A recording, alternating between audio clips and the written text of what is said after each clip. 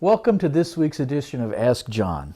Last week, we didn't get to a few questions relating to the origins of political parties, so we'll do that this week, as well as address a few questions about the courts. John, we have questions today from Arcadia High School in California and Early College High School in South Carolina. First of all, in regards to political parties, did the American colonialists inherit the Whig and Tory traditions from Britain in the colonial politics? There were political parties in England, to be sure, and there were usually determined by those people who were close to the king and those who were in opposition to the king. Those who were close to the king were often called placemen. It was a very derogatory term. And they would get different positions, and they'd be favored with titles and with land. That changed a bit with the Glorious Revolution, where the king was not so supreme, but now politics took over the major focus in the land, and particularly in Parliament, especially the House of Commons. And you had Whigs and Tories, and they traded positions with each other.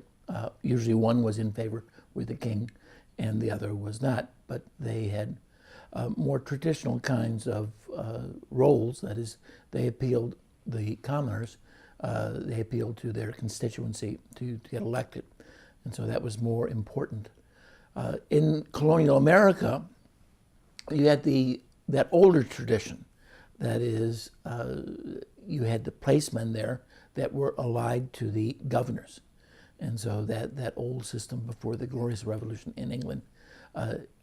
And these are often family-oriented. Sometimes it could be have a religious bent, or sometimes it could just be prominent leaders. And so, as I said, one side would be very close to the governor, the other side not so close. And it was important because the governor had tremendous authority and tremendous power to control things. You could control appointments. No titles were given in America, but positions, serving on the council, appointment of judges, et cetera, et cetera, et cetera. And equally as important, maybe even more important, the governors had the power to distribute land, whether that would be given or whether it would be sold for a pittance. And so these were folks that were, if they were in good with the governor, they did well, both politically and financially.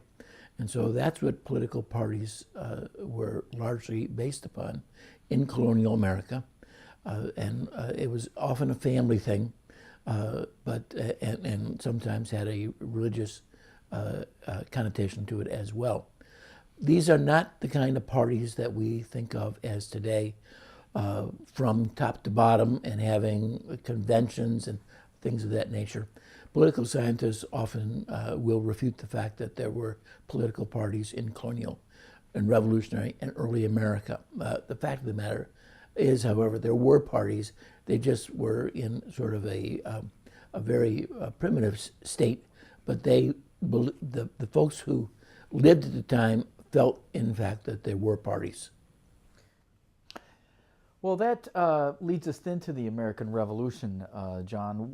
Is it fair to presume that those political traditions wound up as political parties during the Revolution then?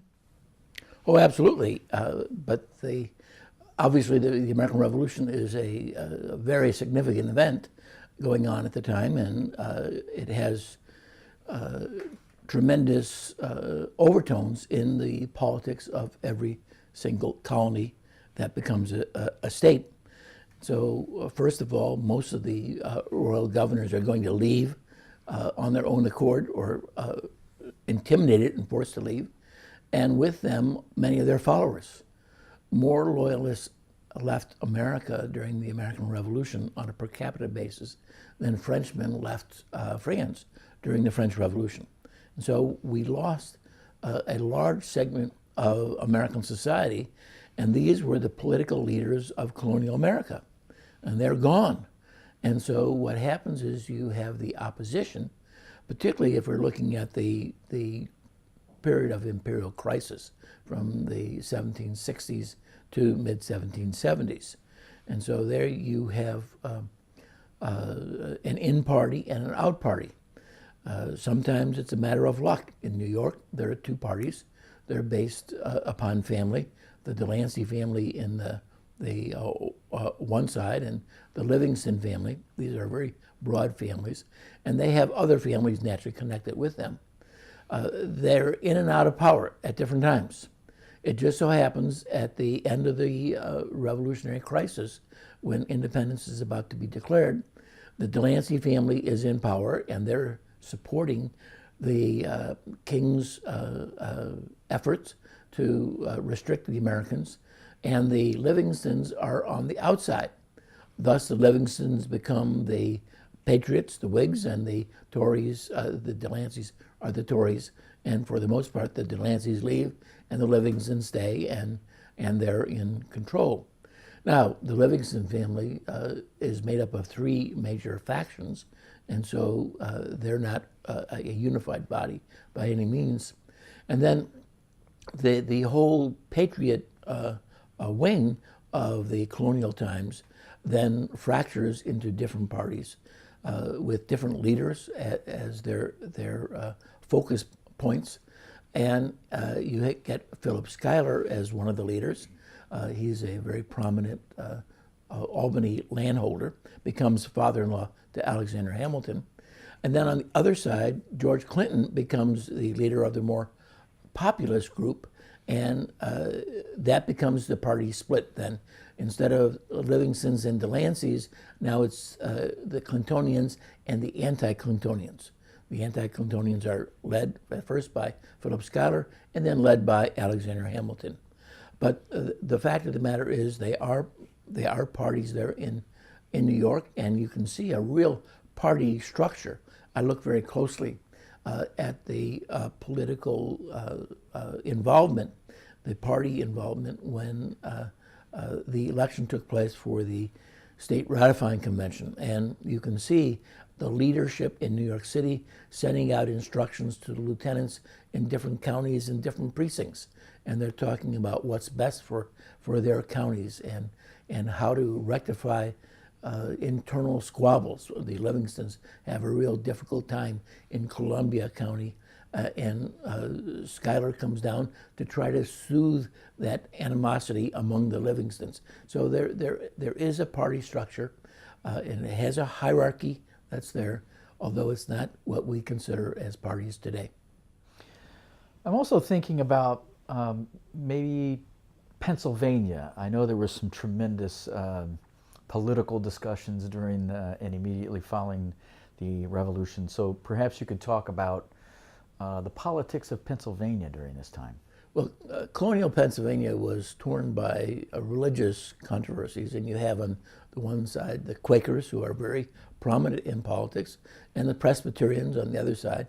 And so that formed a early political structure with the Constitution of 1776. However, things change.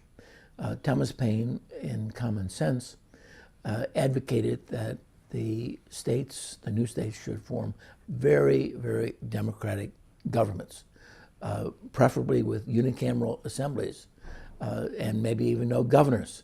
And so the Constitution that was formed in Pennsylvania in 1776 is perhaps the most democratic constitution in the country. It does have a single house assembly. It has no governor. It has a Supreme Executive Council. The chief counselor is the president of the council, who serves sort of as the titular governor. But from the day that the convention was approved and declared in effect, the party structure revolved around that constitution. And so the democratic forces, the democratic element of the political parties in Pennsylvania, known as the Constitutionalists, because they're favoring their state constitution. And those who oppose the state constitution, the more conservative elements, the Robert Morris types and Benjamin Rush, but often the folks in eastern Pennsylvania, particularly in Philadelphia, they're known as the Republicans. And so nomenclature is very idiosyncratic. It is different in every single state, but in Pennsylvania, it's the Constitution that forms the dividing point in Pennsylvania politics. This takes us to the Confederation period, and I know that sectionalism at various times may have had a role in creating these political parties, so to speak. So if you could address maybe the Jay-Gardoki and some other issues of the Confederation period. Certainly, in American history, sectionalism plays a major role. In the colonial times, it doesn't play a primary role in the establishment of national political parties because there are no national political parties in the colonial period. These are separate colonies, 13 separate colonies on the mainland that are very decentralized. There's no central authority, and therefore sectionalism is rampant. And there is, in fact, a sense of being a Southerner, being a New Englander, Eastern states, they're often called, or the Chesapeake states. For the most part, however, most people at that time thought of themselves as a resident or a citizen of the colony that they were in. They were Virginians, they were New Yorkers, they were Pennsylvanians, etc. Once you get the American Revolution and you get an American Constitution, the Articles of Confederation first, and then later the Constitution of 1787, you get the establishment of political parties. Political scientists today and many historians like to say that national political parties started in America, either as a result of Alexander Hamilton's economic policies that began in 1790 and went for several years, or they got established with the treaty that John Jay signed with Great Britain in 1794, and then that battle for ratification in 1795. I don't think either one of those is correct. The origins of the national political parties began late in the Revolution and certainly at the end of the Revolution, 1783, and it centered on who did you prefer, France or England? And if you look at the writings of Jefferson and Adams, you'll see that that's what they're talking about. And they say there's a French party in the country and in Congress, and there's an English party. Which will you follow? And so I think that's the origins of the national political parties in America. It certainly is not highly structured. It is very evident in Congress, however, that you are a member of one or the other of these, whether you want to call them factions or parties, you're aligned.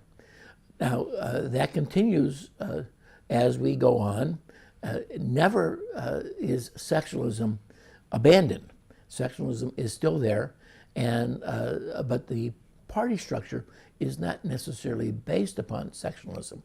That is, the French connection and the English connection have, to a limited extent, a foreign component. Certainly, New England wants to reestablish close connections with Great Britain because of the trade that is so dominant in New England. But at the same time, trade is very important to Southerners. That is, that's where their staple goods are going, is to Great Britain for the most part, and that's where they're getting their manufactured goods. So there's not a clear-cut sectionalism determining what political party you will be in before, say, the mid-1780s. One of the first things that does provoke a sectional crisis in America is the negotiations going on between Secretary for Foreign Affairs John Jay and a special envoy from Spain Don Diego de Gardoqui.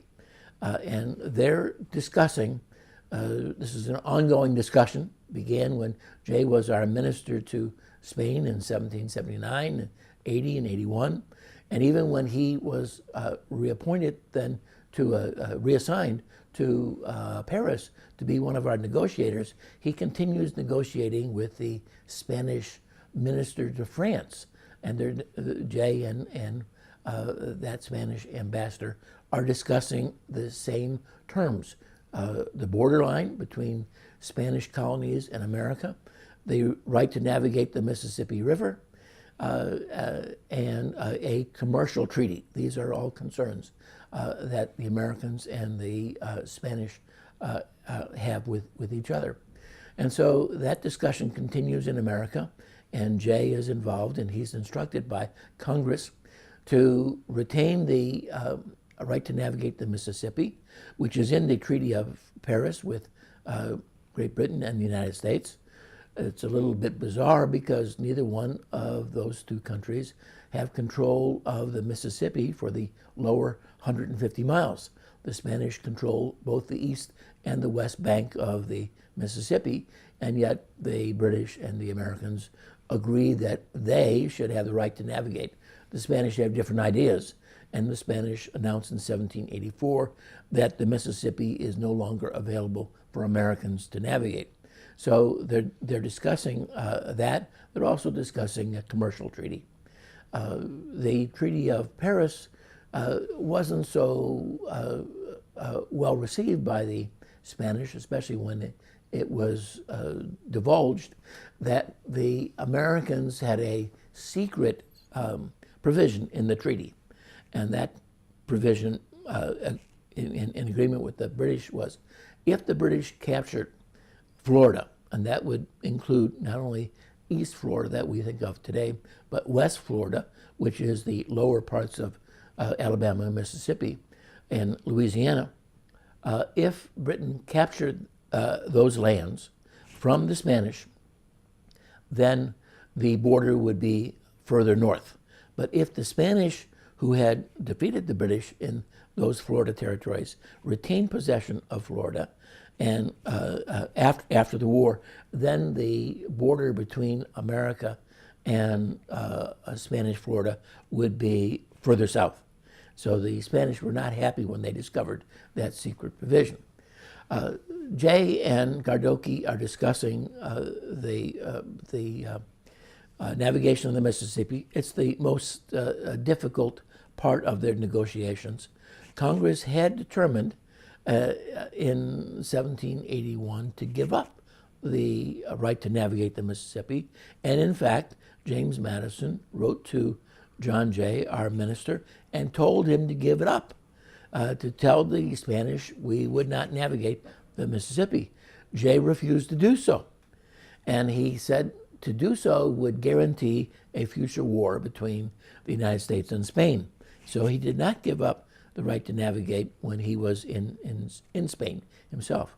But in 1786, he is negotiating with Gardoqui, and Congress gives him instructions, quite specific instructions, not to give up the right to navigate the Mississippi.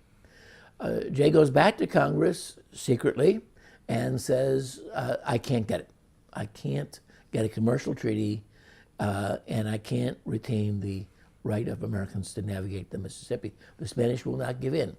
So what Jay proposes is, let's give up the right to navigate the Mississippi for, say, 25 years, at which time we will be so strong, we'll have so many Americans there that we can force Spain to give in, or in fact, we can take over the country ourselves, take over the Mississippi and the lower regions of the Mississippi Valley in that 150 miles that only Spain controlled. And so that new instructions is given to Jay in secret, a very close vote. Only 8 states voted for it. You need 9 states to ratify a treaty. And so if a treaty was to come of this, it probably would not have been ratified. But the secret negotiations and the change of instructions became public and there was a hue and cry against the Northerners. Look what they were trying to do, trying to sell the birthright of the Southerners. That is, how were residents in Kentucky and in Tennessee, future Tennessee, to export their goods, their bulky agricultural goods. They needed to go down through the Mississippi, float their bulky goods on flatboats on rivers like the Ohio River or other tributaries of the Mississippi, get it down to New Orleans. The goods are taken off of those flat bottom boats, and they're deposited. It's called the right of deposit, and waiting to be transferred to ocean-going vessels. Those ocean-going vessels would either go to New York or Philadelphia, or maybe even overseas. And so Southerners thought this was a terrible thing. It was selling their birthright, selling the advantage that those southern western farmers needed, all for the sake of getting a commercial treaty that would benefit New Englanders and New Yorkers. And so that was a tremendous hue and cry against what Jay was doing. Jay was a very popular political figure up until that time. At that time, he got the Southern animosity that stayed with him the rest of his life. And Southerners didn't trust Northerners after that. It's one reason why, for instance, we have a 2/3 vote requirement to ratify treaties. That was giving the Southern states a veto power over the Northern states in what they might do to further harm the Southern states. So the Jay-Gardoki negotiations certainly contributed to the sectionalism and making that sectionalism into a component in the political party structure of America. Well, John, let's move to the 1790s. We have a question from Cindy in Arcadia High School in California. She wants to know why the 90s, this consolidation of opinion, took place so quickly in forming and solidifying these political parties. Well, the 1790s saw a major change in not only America, with the new Constitution going into effect, a whole new system being established, but it also saw a change in foreign affairs with the French Revolution. And to understand the American politics in the 1790s, you must realize what's going on abroad and how the French Revolution is impacting America. Many folks still are very appreciative of what the French did in helping us in the Revolution and want to continue that relationship. Many people still have great animosities toward the British and what they did toward America during those 8 years of conflict. But others had a more economic point of view, and they saw that trade was far more lucrative in going with Great Britain. Americans wanted those kinds of manufactured goods. The trade with France never really approached the trade with Great Britain. And so you have folks that want that British alignment to be strengthened and reestablished and take precedence over the French. And then there's this whole very passionate sense of what's going on in France, and the death that's there, and the radicalism, and the reign of terror. Jefferson writes a wonderful letter to his former secretary, William Short, who's serving as our charge d'affaires in France at this time, and he tells Short, stop sending me these letters telling me about the atrocities going on in the French Revolution, because Hamilton is taking advantage of this. These letters are being read in the cabinet, and Hamilton is using this for his own interests in not only foreign affairs, but domestic matters as well. And so Jefferson says, yes, he hates the travesties going on with the Reign of Terror. Many of his friends died in that, he said, and many innocent people died, many guilty people died without trials, he said. It was a terrible thing. But then he goes on in hyperbole, and he says, it's so important. Freedom is so important, and a Republican form of government is so important. France cannot fail. We cannot reestablish the monarchy in France. He said it would be better if every single person, except for one Adam and one Eve, was left in European countries to be reestablished as Republican governments. And so this is a attitude that many folks have, and the opponents of the French Revolution are very worried that it's going to be transferred to America, and there's going to be wholesale killings, and the church was eliminated in France. That would happen in America, and Jefferson was leading these forces. And so this double kind of attitude, first of all, the domestic political attitude, coming off a bitter and long-fought battle over the Constitution, where they're discussing these issues in great depth. They're very knowledgeable about government and the dangers that are there. The Anti-Federalists talked about these dangers, and now they're worried about what might take place. And we see the economic policies of Alexander Hamilton being put forth, and those policies are favoring one section of the country overwhelmingly, the northeast section of the country. And so this is a dangerous element. And then with the French Revolution and with the abandonment of the French government, Washington's proclamation of neutrality in 1793 worries a lot of people that we're losing our dear friend who helped us so much in going over and supporting the common enemy that we had for so long.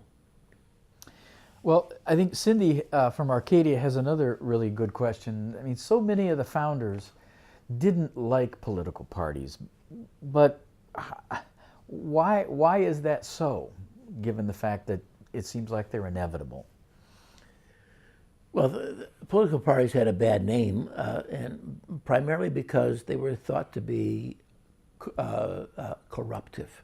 Now, corruption at that time doesn't necessarily mean what we think it means. It means, to a great extent, favoritism. In fact, there was a cabinet meeting. Washington had left to go to Mount Vernon, and the cabinet was meeting in Jefferson's home in Philadelphia. And there was a discussion there as to the English Constitution, the British Constitution. And John Adams said, the English Constitution is the best Constitution ever in the world. If we can only get rid of the corruption that was there, that is the favoritism. Alexander Hamilton chimed in and said, the English Constitution is the best with the corruption. You needed the corruption to make government run smoothly. And so there is the sense that in England you have these parties, and they're greedy. They're out for political positions and titles. In America, they're out for land. And so this is not, parties do not have a more philosophical and beneficial kind of aspect, the negative side that is there. And so the Americans are not very receptive to the idea of parties. Now, often they're in a party, and their party is okay. The other party is the corrupt party. So you have that attitude as well. What Jefferson says is that he would never be of one political party. It would make him a slave. There are different positions, and Adams would sort of feel the same way about this. They would rather be independent and take a position, an honest, a virtuous position on different issues, and not be forced to be 100% in lockstep with their political party. Jefferson says, if I had to be of a political party to get to heaven, I'd rather not go. And so for the most part, there is a sense of parties are bad. The Jeffersonians also saw parties that had control in the towns and the cities. There's a dangerous element. The demagogues might come along and control the party vote. And so that was another bad aspect of parties. But Jefferson and Madison, they helped to form the opposition party. They would say it wasn't the first party. They would say that Hamilton, with his new version of the Federalists, that was a political party, and they were just, Jefferson and Madison were just forming an opposition.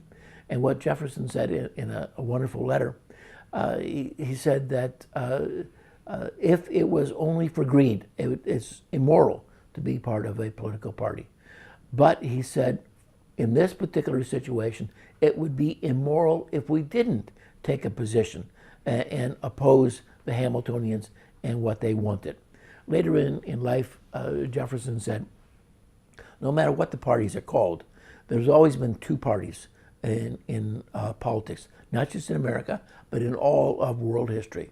He says there's one party that fears the people and what they might do. The other political party, he says, fears the government and what it might do.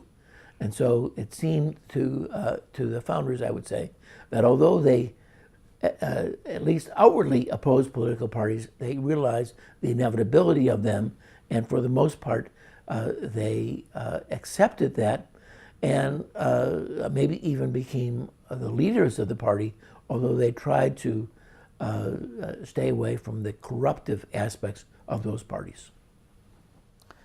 Well, let's transition to Unit 4, and specifically question number 1. There's the stem, the first part, has a question about the early Supreme Court. Some have suggested that the jurisdiction statements in Article 3 indicate that the framers wanted a weak Supreme Court. Would you agree or disagree with that view? No, I don't think they did. I think they understood that the judiciary was very important. All they could get was a Supreme Court as a positive in the Constitution. In the Constitutional Convention, when Madison and James Wilson moved for Congress would create inferior courts, that was defeated. Almost right away, Madison got up and was seconded by Wilson. Congress could create inferior courts, and that passed fairly easily. And so there might well be special inferior federal courts in addition to the Supreme Court. There was an argument that the state courts should serve as federal courts, just take off their state hats and put on their federal hats. They have to take an oath to support the Constitution anyway, and so they can support federal law as well as state law.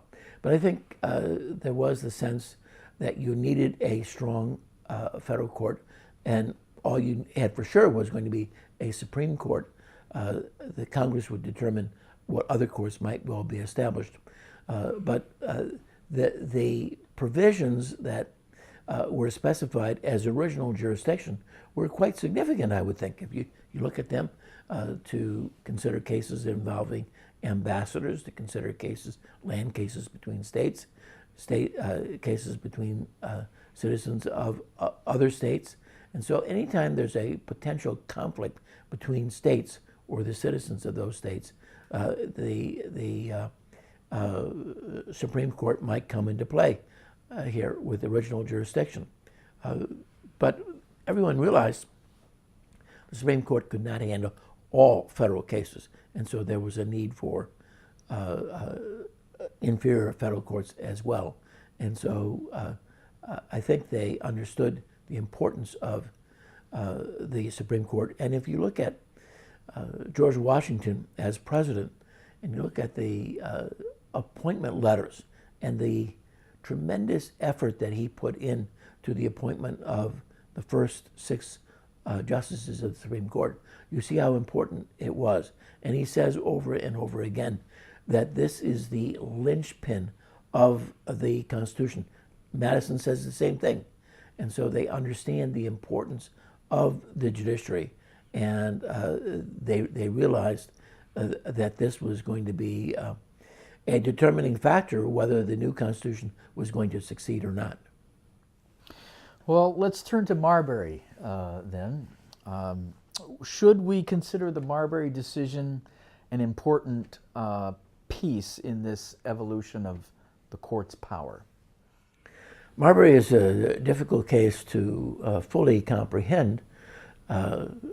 Superficially, it goes down in history as the first time that the court rules that a federal law is unconstitutional and thus null and void.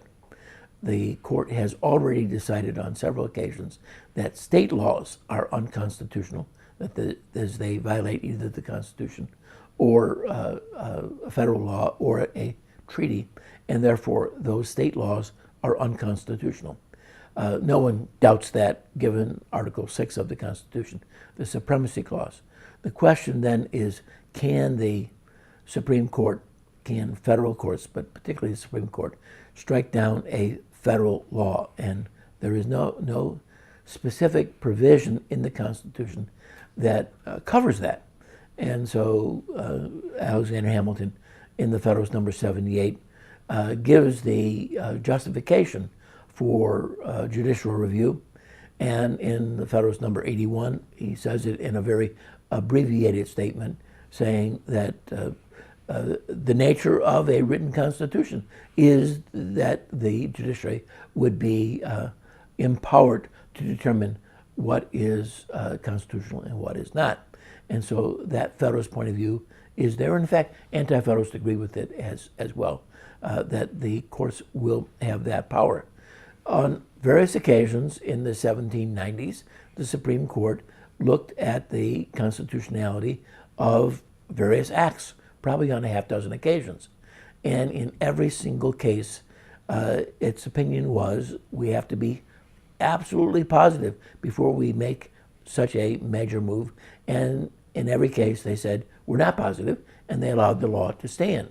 The Hayburn case, interesting case in 1792, where there was an act passed by Congress called the Invalid Pension Act, and it was to be administered, in essence, by the circuit courts, which is made up of the district judge and the Supreme Court justices riding the circuit. In the Middle Circuit, James Wilson writes a letter to Washington saying that that law is unconstitutional because it makes those judges into executive officers. And in fact, their decisions could be overturned by the Senate or by the Secretary of War. And therefore, judges' decisions should not be overturned by executive officers or by legislators. So this is really an unconstitutional act. Well, it comes before the Supreme Court in 1792, and they do a very gentlemanly thing. They say, we will take it under advisement in our next term, which is, as I say, a gentlemanly way of telling Congress, you better change the law because we're going to rule it unconstitutional. And they do change the law. So here in 1801, with a new government coming into play, you have three men, William Marberry and two others that have been named as justices of the peace of the District of Columbia, and their commissions have been signed by President Adams and sealed with the seal of the United States. But the Secretary of State, who happens to be John Marshall at the time, does not deliver them. He's so busy with other things that he doesn't get around to delivering them. Marshall is also serving as, at this time, as Chief Justice of the United States. That appointment took place in January of 1801. So he's wearing two hats at this time, Secretary of State and Chief Justice of the United States.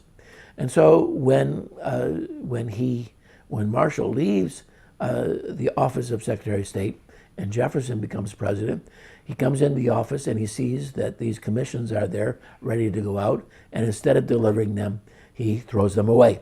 And so Marberry and his two cohorts want their commissions, and it comes before the Supreme Court. And this is a time racked with politics, partisan politics. with the creation of new courts and the court packing going on under the Adams administration, the midnight appointments, and then this is all done under the Judiciary Act of 1801, and then the Jeffersonian Congress comes together and they repeal the Act of 1801 and they create a new Judiciary Act of 1802. A great deal of hostility.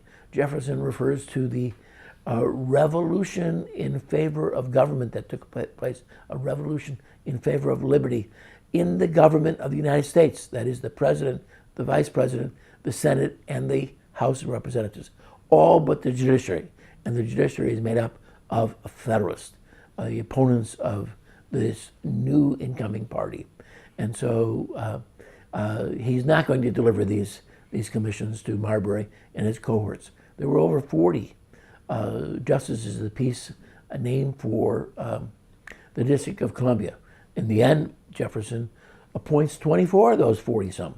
And so it's not as if he's just saying, no, I'm not going to name everyone appointed by Adams, but there were some that he did not choose to reappoint, and some he did not send the commissions to at all. And so this case comes up before John Marshall, and it was a very simple case. And Marshall says so in his opinion. He gives the opinion in which he says, was there something of importance here, something worthwhile? Yes, the commission was of importance. Is there a legal remedy? Yes, there is, and that is a writ of mandamus, which is an order that the court gives to an executive officer, produce this, that is, deliver the commission. And so Marshall says that's pretty clear cut. Then he says, does this court, the Supreme Court, have this authority? And that's where he says no. He says, under the original jurisdiction of the Supreme Court in the Constitution, we don't have the authority to issue a writ of mandamus. So Marshall's decision should have been pretty easy, that we don't have authority to decide the case. And so Jefferson and Madison would win. But Marshall goes on in what's called an obiter dictum, something extra. He didn't have to say this, but he wanted to say it. And he said, we're not going to get involved in the politics of the president. But you, Mr. Marberry, if you want your commission, what you ought to do is to go to the district court, have them issue a writ of mandamus, and they will get your commission for you. If the court doesn't do that, go to the circuit court and get a writ of mandamus. And if they don't get it for you, they don't get your commission, then come to us again, and we will issue the writ of mandamus on appellate jurisdiction, and we will rule in your favor. Now that's a really quite a stretch. The Chief Justice is instructing a plaintiff how he should proceed, what steps he should take, and then going on and say, we will decide the case in your favor if you do this. This is not what a judge is supposed to do. So Jefferson was quite irate. He had won the case. He didn't have to deliver the commission. Obviously, Marshall doesn't want to require that because he knows he would provoke a constitutional crisis because Jefferson is not going to deliver those commissions. Marshall allows Jefferson to win the case, but then he comes with this extra. And Jefferson felt that he was like a child being taken to the woodshed to be paddled and did not care for this at all. And this is what Marshall does over and over again. He takes very simplistic cases that could be handled easily, either by not making a decision or making a decision that's quite obvious. And what he does is he interprets, put his spin on it, and he steadily increases the power of the central government at the expense of the states. And he puts his interpretation on the Constitution. And so this case of Marbury versus Madison is the first of those cases. He rules that there's a provision in the Judiciary Act of 1789 that gave the Supreme Court jurisdiction to issue a writ of mandamus on an original case. And that's not what the Constitution says at all. He says, therefore, that provision, that little provision, one little tiny provision in the Judiciary Act of 1789 is unconstitutional. Now, nothing comes of this because Jefferson's attitude about constitutionality which I think some of you students are interested in that. His attitude is that the president decides what's constitutional for himself. The legislators, whether they're members of the House of Representatives or the Senate, they decide what's constitutional for themselves. And if they're wrong, the people will vote them out at the end of their terms, whether that's 2 years, 4 years, or 6 years. The problem is the judiciary, how they can't be voted out. They have lifetime terms. And so that does present a problem. They can be, their decisions can be reversed by constitutional amendment. That's pretty much the only way. If they violate their trust, they might be impeachable as well. And that's going to be something that's in the future. What does impeachment mean? And so when the Supreme Court rules that this little tiny provision of the Judiciary Act of 1789, the provision that gives the Supreme Court power, is unconstitutional, that's exactly in the ballpark of what Jefferson wants. The court is saying, we don't have that authority. We, the Supreme Court, don't have that authority. Each branch should decide for itself, is what Jefferson is saying, and that's exactly what John Marshall did in the Marberry case. So there's no doubt that this is the first case of judicial review, and in that sense, it's important and sets a precedent. But it doesn't provoke or evoke other decisions.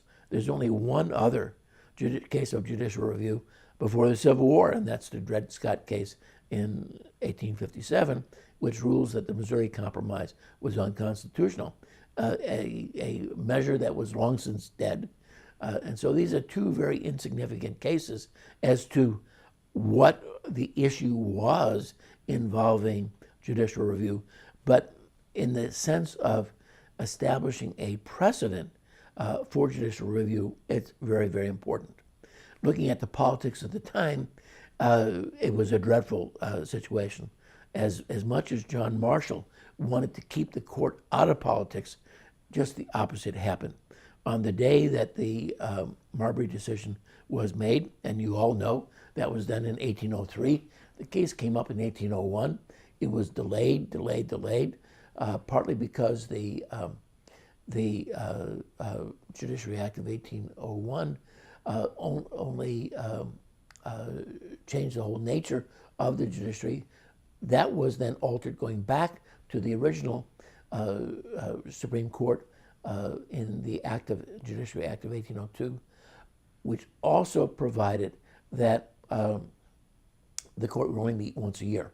So by that time, the next session was going to be in February of 1803. And so that's when Marberry is finally decided in the Supreme Court, even though it originated in 1801. When that decision is made for Marberry, the House of Representatives impeaches John Pickering, a district judge in New Hampshire. Now, Pickering happens to be insane and alcoholic. Not two good reasons to be serving on the bench, but Jefferson wants him to be replaced. He is impeached. He's not guilty of high crimes and misdemeanors or bribery or treason, but he is convicted and removed. Jefferson appoints a Jeffersonian to take that position in New Hampshire. On the day that that decision is made to convict Pickering, Associate Justice Samuel Chase from the Supreme Court is impeached. And it's going to take a year for that trial to take place in the Senate. And he eventually is acquitted. He's found guilty on 2 of the 8 charges, but only by a simple majority, not the 2/3 majority needed to obtain a conviction and removal. This is an important thing that happens because when Chase was initially impeached, John Marshall wrote a letter to him in January of 1805 saying this is a dangerous phenomenon taking place, that American legislatures, if they don't agree with decisions, they're impeaching the judges. We can't have this. We must change this. What we ought to have is a legislative review of every judicial decision. that would have changed all of American history. Well, when Chase is acquitted, that recommendation from John Marshall disappears. We have the letter, but he doesn't pursue it anymore. And fortunately for the country, that's the case, because all of American history might have been changed. John Marshall, known as the great Chief Justice, would have been known as John Marshall, the worst Chief Justice, by giving up the judiciary's control over the definition of what the Constitution really means. Well, thank you, John, for spending some time with us this week. We look forward to next week. Very good.